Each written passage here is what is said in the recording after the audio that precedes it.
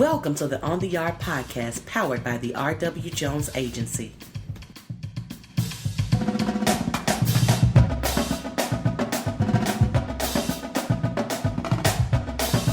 I'm your host, Ashley Northington, and I'm here to connect you with the trends, news, and events happening across historically Black and minority-serving colleges and universities.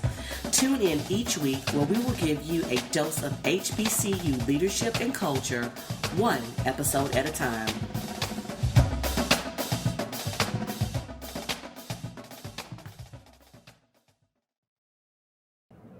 Hello and welcome to On the Yard. I'm your host, Ashley Northington, and today we're talking with Dr. Sean Huddleston of Martin University. Dr. Huddleston, welcome and thank you for joining us. Thank you for having me. It's a pleasure. So let's just go ahead and get right to it. You have this amazing background as a Chief Diversity Officer. Sure. Talk to me about what your path to the presidency was. How did you go from CDO to CEO? Yeah, thank you for the question. So I actually started my journey in diversity, equity, and inclusion when I worked in corporate America. I worked in the automotive industry in supplier diversity. So I was assisting minority-owned businesses with gaining access to opportunities as vendors for our organizations. And then I came to realize that the people who were making the decisions on who we would select as vendors needed to be as diverse or thinking as diversely as we would need to be able to get those opportunities. So I kind of broadened my perspective in diversity, equity, and inclusion. And then I started doing training in that space. I wound up doing some training for Cornell University in their Certified Diversity Professional Program. And that's what got me into higher education. As I moved up into the Chief Diversity Officer role, I had an opportunity to sit on the President's Cabinet with the two universities in which I served in that capacity. And so in that respect, I was able to help lead the institution as an executive who just had a focus and experience in diversity, equity, and inclusion. So it exposed me to fundraising, to shared governance, to all the things that presidents need to be held accountable for. And then an opportunity came up at Martin University, Indiana's only predominantly Black institution of higher education. And I recognized in my background in helping to support students from underrepresented, underserved, and underestimated backgrounds would be an asset to the world. Mm-hmm. So, there's been a lot of talk around issues around diversity and equity and inclusion, belonging, and justice. Those things have come into focus recently. Can you talk a little bit about how HBCUs and PBIs have always fostered that sense of belonging? And then can you share a little bit about what that belonging looks like, how it manifests itself at Martin University? Sure. And I'm glad you used all the terms. As a matter of fact, lately I've been just calling it DEI plus because there's so many things that can be added to the fundamental focus on diversity, equity, and inclusion. So predominantly Black colleges, HBCUs, and I would argue other minority-serving institutions have truly always had a focus and a reach into diversity, equity, and inclusion. It's not lost on many people, especially those of us who work at these institutions and lead the institutions, that we have our own levels of diversity, equity, and inclusion that we have to deal with. For example, at Martin University, we have gender diversity, we have generational diversity, we have thought diversity, we have a variety of backgrounds, socioeconomic status, things of that nature that require us to be able to meet students where they are. And fundamentally, that is what minority-serving institutions, particularly HBCUs and PBIs, are always expected to. We're expected to do that, and it's in our mission. So meeting a person where they are and helping to create the conditions of success for them in a very customized way is really what diversity, equity, and inclusion is all about. It's about allowing someone to bring the richness of their experiences, their cultural identity, their background, their norms to the forefront of their education for the benefit of the institution and for their journey through that institution. So we've always been encircled our institutions around that fundamental idea. At Martin University, as I mentioned before, it is really a core part of who we are. We have always served mainly adult returning students. Those students come with a lot of aspects of their backgrounds and identities that may have, in some cases, interrupted their educational journey at a time. In other cases, it may be a new journey for them. And so our role is to help them to build the confidence and certainly build the opportunity and the access to be able to move forward. To be able to do that, we have to understand the individual. We have to understand the motivations. We have to understand all of the things that they bring to the table and all of the things that their classmates would bring so that we can truly help support them. And so Martin has been focused on that. We've also been focused on using that same idea in training and educating and working with our external community through our National Center for Racial Equity and Inclusion. And so we take an in-reach and an outreach approach to diversity, equity, and inclusion. So tell me a little bit about this. Does Martin have a CDO, Chief Diversity Officer role? And how might that role, since HBCUs, PPI, minority serving institutions have always, been focused on this, how might a CDO role look different at an HBCU than it would at another institution? So really good question. We do not have a person who is named as our Chief Diversity Officer. And to be very honest with you, because I was a former Chief Diversity Officer, my standards are very high in that space. And so I actually bring that background to the position. And so I kind of serve as our institution's Chief Diversity Officer for now. Our Executive Director of our National Center for Racial Equity and Inclusion really does a lot of the work in that regard and kind of brings the practices to front for us, and he will likely be someone where that role will likely be able to take that position to the front. But what I've said when I've had that role is that the Chief Diversity Officer's job is not to own DEI work. Correct. But to franchise it and make good owners of everyone. And so at Martin University, we've done just that. And so everyone at the institution has a role to play in helping to lead our efforts in diversity, equity, inclusion for our students internally, as well as for our community externally. We do have certain people who have more of a focus on the effort. So it's kind of an all-in thing. But as the president of the university, because it's so critically important, I've elected to take on that role as well. So talk to me a little bit about this. I want to just dig into that a little bit deeper. So sometimes you often hear, if it's everybody's job, it's nobody's job. That's right. So how have you been able to implement like shared equity leadership as across campus? How do you make sure that it's everybody's role and that they are actively doing something? Yeah, so there's a couple of things. First and foremost, oftentimes with DEI plus work, when you bring that to a campus and begin to disseminate the work across the campus, some people look at it as more food on the plate, right? Just another thing that they have to focus on. I've always tried to look at it and help to position it as not more food on the plate, but more seasoning on the food that's already there. You do that by making sure that you are incorporating diversity, equity, and inclusion goals and strategies in all of the goals and strategies of the university. And so, for example, if you have a strategic plan, it's certainly okay to have a separate focus on diversity, equity, and inclusion, but in every single goal, there ought to be a diversity, equity, and inclusion dimension within that goal. And so helping people understand how DE&I can benefit every single aspect of the institution and how it will help them to achieve the goals of the university is where it falls. And so certainly you want to add it to the metrics and make sure that those metrics are aligned with the overall goals of the institution. Talk to me a little bit about this center that you started. Tell me what made you decide to start the center. What is it about? Tell me a little bit more about it. Sure, very, very exciting. We launched it a little bit over a year ago. And it was somewhat in response to the public outcry around George Floyd, which had been brewing over a number of years. And certainly we know that George Floyd is simply one of many cases that got us to where we have been as a country. And so I kept getting calls from organizations in and around our city, and really well-meaning, saying we want to do more than just make a statement. We want to have some action that we put in place, and can you help us figure that out? And so as we continue to get those calls, came to realize that we probably needed to really put our heads together and think about a very concerted effort to do this broadly. And so this idea of creating the Center for Racial Equity and Inclusion in Martin University was born.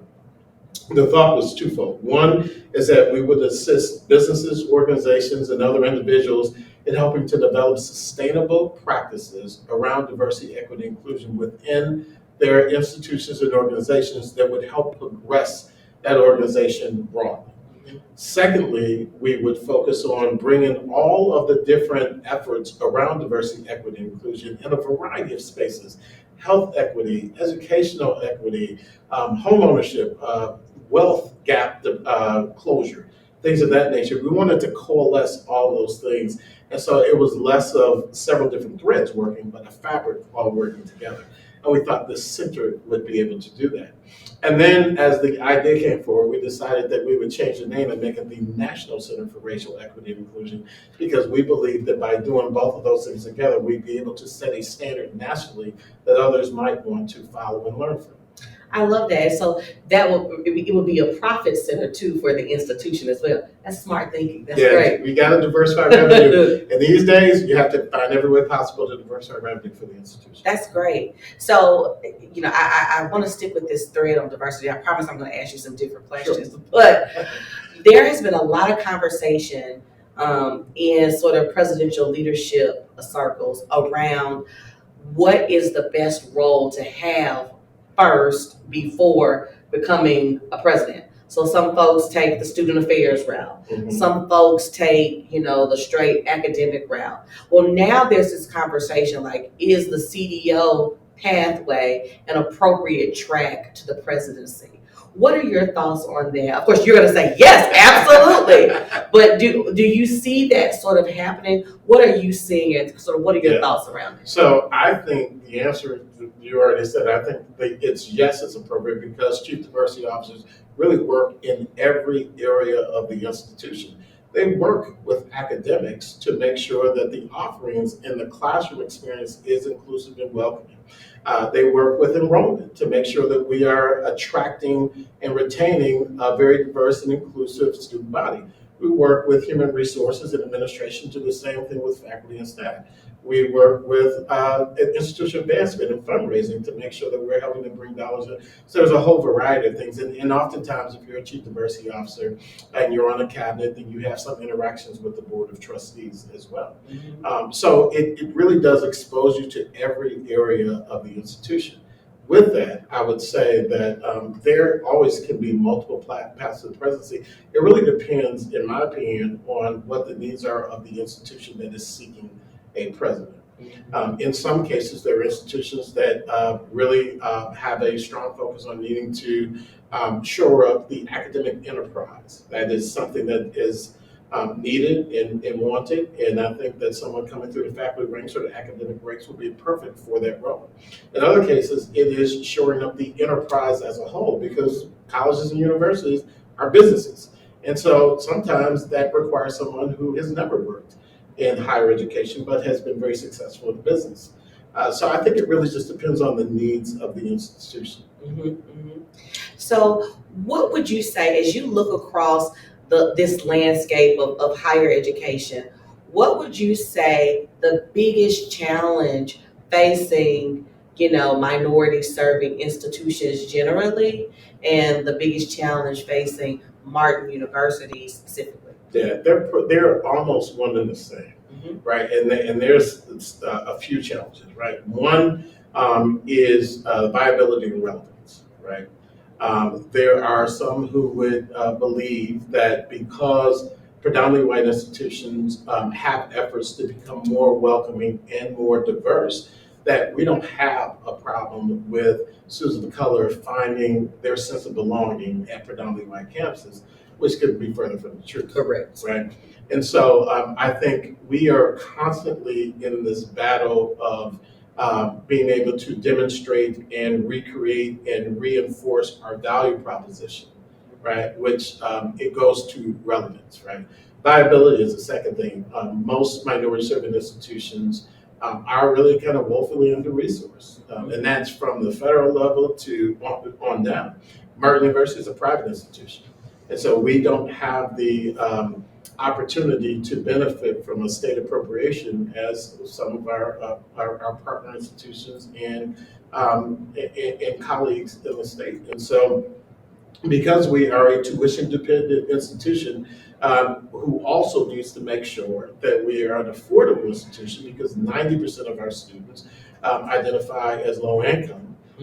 We have to strike that balance all the time. And sometimes it has us making choices that other institutions don't have to make.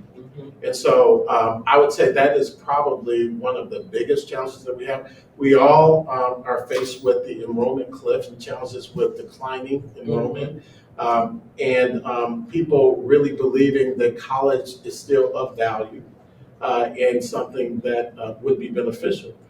So we fight as minority serving institutions, we fight the messages that are out there, the broad messages that say you don't need a college degree to be successful. You can go and get a certification. But if you look at the data and show African Americans with a certification and no college degree don't do as well as their white counterparts with no certification and no college degree.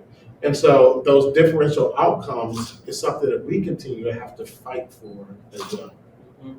So if you could make one change at the federal level, that you think would support Martin University, what would that change be? Or if the federal government, by asking another way, if the federal government can make one change to support you, what would that be? I'm so glad you asked this question because I'm loaded up for this one. I want to start by saying that there's a difference between HBCUs and PBIs, or predominantly Black institutions, and that's based on the year we were founded. HBCUs founded in 1964, or before 1964, PBIs founded after. The federal requirements to receive funding for PBIs are far stricter than any other minority serving designation. We are the only institution that, in addition to having the majority of our students identify in the identity in which we serve, and so for us, the majority of our students have to be Black. So at least 40% of our students have to be Black. 50% of our students have to be low income. And that also falls with some of the other minority serving designations to be eligible. But the third one is one that no other institution has to deal with, and that is that we have to have at least 1,000 students enrolled at our institutions, duplicated headcount, for us to be eligible for federal funding, which, by the way, is the lowest appropriation of any minority serving institution. So we have to do more than any other institution to get less than any other institution gets. And so if the federal government could do anything, it would be to at least remove the barrier of 1,000 students, because many of us, predominantly Black institutions that have limited resources, are having difficulty meeting that 1,000 student requirement, especially as enrollment continues to climb. Enrollment continues to decline. And so we are dealing with the most vulnerable and the most low-income students of them all. And so those students are then forced to make choices with the limited resources that we have, and we're not getting any other assistance, and we have to jump through a different hoop to be able to get that assistance. So that would be my prayer, is that there would at least bring equity to the eligibility of minority serving institutions and not continue to force predominantly Black institutions to jump through another hoop that others aren't required to. Man, that is the definition of inequity, making the people who are marginalized do more work. That is just, oh my goodness. That's something that we can talk about a little more offline. Sure. Yeah. So I have 3 more questions that, two of them are designed to get to know you just a little bit better. Okay. So my first question is, what activity or practice keeps you grounded? Personally or professionally? Both. It is the best, I think, for me, both personally and professionally, is connectivity, right? Staying connected. I'm a relationship builder. I'm a person who believes in the real strong value of human connections, interactions, relationships, and that we all have a responsibility to pour into other people. And so there are times when my job can get somewhat bureaucratic. There are times when they become very, very administrative. When I have the opportunity to sit down with someone and affect their life in a positive way, and feel that from them, then that keeps me going. I often say that for Martin University, if you ever want to understand our why, just come to one of our commencement exercises. When you see us have students coming across the stage and their children are walking up to the front of the stage to shout and congratulate them, when they're the first person in their family to not just go to college, but get through college, and their whole family is there because they rooted them on the entire way, that really is stirring to me. That stirs my emotions in my heart. So knowing that we connected and changed somebody's life, even if it's just one person, I'll do that. I'll take that every day. I'll take that every day. I love that. That's really beautiful. Really, really beautiful. What is the best leadership or life advice you've ever received? Yeah, in fact, I just talked about this earlier. I worked at Steelcase Corporation in Grand Rapids, Michigan, and I worked for the CEO of the company was a guy by the name of Jim Hackett. Jim went on to be very, very successful in business and in life and other things. But Jim said to me in my interview that his best leadership advice to anybody is that good leaders make way and then get out of the way. And that has been really something that I've tried to model and certainly embraced in my own leadership. And so I surround myself with phenomenal, well-skilled people who understand the mission, who embrace the vision, and I'm not prescriptive with them. I just tell them where the destination is and give them full authority and autonomy to be able to find the best path to get us to that destination. That's great. That's really good. So here is the opportunity for you to tell us all the amazingness, okay? So if there was one thing that you wish more people knew about Martin University, what would that one thing be? Sure. Well, I'm thrilled that predominantly Black institutions are being invited to the conversation with HBCUs because we are really siblings, right? And so I'm really thrilled about that. For Martin University being Indiana's only predominantly Black institution of higher education who has always focused on the non-traditional and returning adult student, we've done some really interesting and exciting things in recent years. One is we established a program called our Martin Works program that essentially converts Martin to becoming one of our country's urban work colleges. The urban work college is a concept that was actually pioneered by Paul Quinn College in Dallas, Texas, under the great leadership of President Surratt there. And so Martin joined that effort. And so now we embed apprenticeships into our academic programs with major employers. So our students are able to gain experience, but also get paid for gaining that experience as they're completing their degree. We are the only urban work college in the United States that is focused on non-traditional and adult students because they bring some work experience with them. And so much of the concern about developing soft skills and things of that nature are really already done when many of our students come. If it's not, then we send them through an academy to make sure that they have them when they get to the table. And so we are very focused on people becoming good employers or good employees, right? So students who decide that they want to be an entrepreneur, we want to help put them in that position, but others who have found a career path, we want to make sure they get connected. We don't have a significant amount of degree programs. All of our degree programs are targeted to what we call family sustaining career opportunities. So these are careers that are in high demand and pay a median to high wage. We align with those areas. And so you won't come to Martin University and find 30 degree programs. You'll find 9 or 10 based on jobs and careers that are in demand and need diversity, equity, and inclusion. Mhm. So I know I said this was my last question, but I need to double click on this, something Sure. you just said.